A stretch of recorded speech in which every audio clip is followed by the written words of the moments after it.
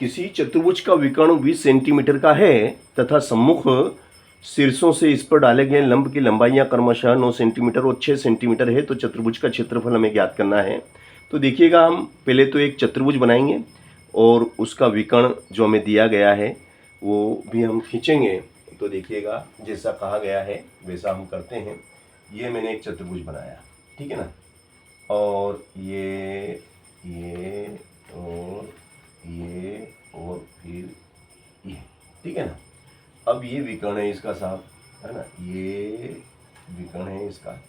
विकर्ण कितने का बोले 20 का है, ठीक है ना। इसकी लंबाई कितनी है, यहाँ से यहाँ तक की लंबाई, इसको नाम दे दो पहले तो ए बी सी और डी। तो बीडी कितना है, बीडी है 20 सेंटीमीटर। बीडी विकर्ण की लंबाई, कोने से कोने को मिलाएंगे तो विकर्ण बनता है 20 सेंटीमीटर का है। और अब ये कहता है सम्मुख शीर्ष लंब, तो इस विकर्ण बीडी के सम्मुख कौन है, इसके मुंह के सामने ए है और इसके मुंह के सामने सी है। तो सम्मुख शीर्षों से इस पे लंब डालो, तो इस पे हमने लंब डाला, देखो ये हमने लंब डाला, ये डाला, ये इस पे लंब डाला, तो कितने का, ये 9 सेंटीमीटर का भाई साहब, इसकी लंबाई 9 सेंटीमीटर। इससे भी इस पे लंब डालो, इस पे भी हमने लंब डाला, इससे ये डाला, इसकी लंबाई कितनी 6 सेंटीमीटर है साहब, है ना। और A B C D E, इसको ई नाम दे दो, इसको एफ नाम दे दो। तो ये कहता है कि भाई इस चतुर्भुज का क्षेत्रफल ज्ञात कीजिए। अब इस चतुर्भुज में आपको देखो, ये एक त्रिभुज दिखाई दे रहा होगा, ए बी डी, ये इस टाइप का, दिख रहा होगा आपको, ये है ना। ये तो 20 है, ये विकर्ण ए बी और ये डी, है ना। ये विकर्ण की लंबाई कितनी दी, देखो विकर्ण की लंबाई 20 है ना। ये डी, ऊपर वाले की बात कर रहा हूँ मैं, ऊपर वाले की, इसकी।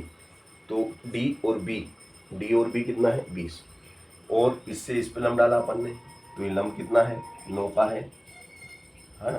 तो ये एक त्रिभुज है, तो त्रिभुज का क्षेत्रफल, है ना।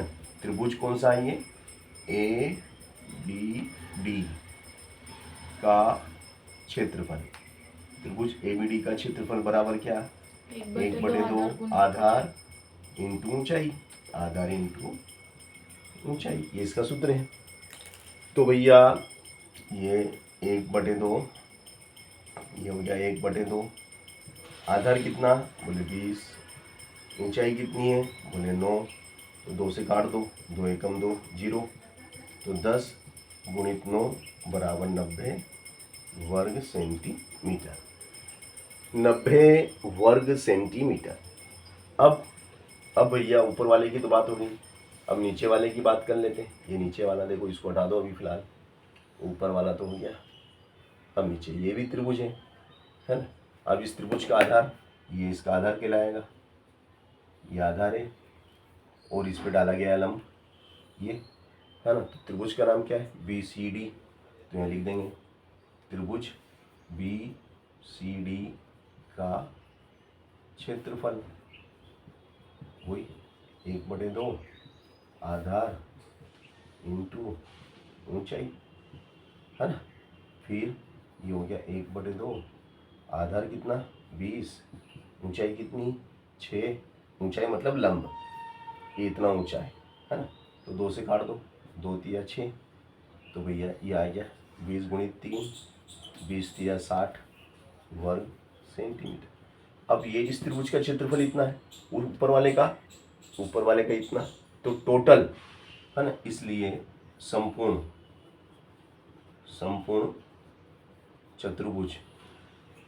चतुर्भुज का क्षेत्रफल हमें निकाल लेंगे, 60 धन 90 बराबर 150 वर्ग सेंटीमीटर। और इस तरीके से हमने दिए गए चतुर्भुज का संपूर्ण क्षेत्रफल निकाल के दिखाया।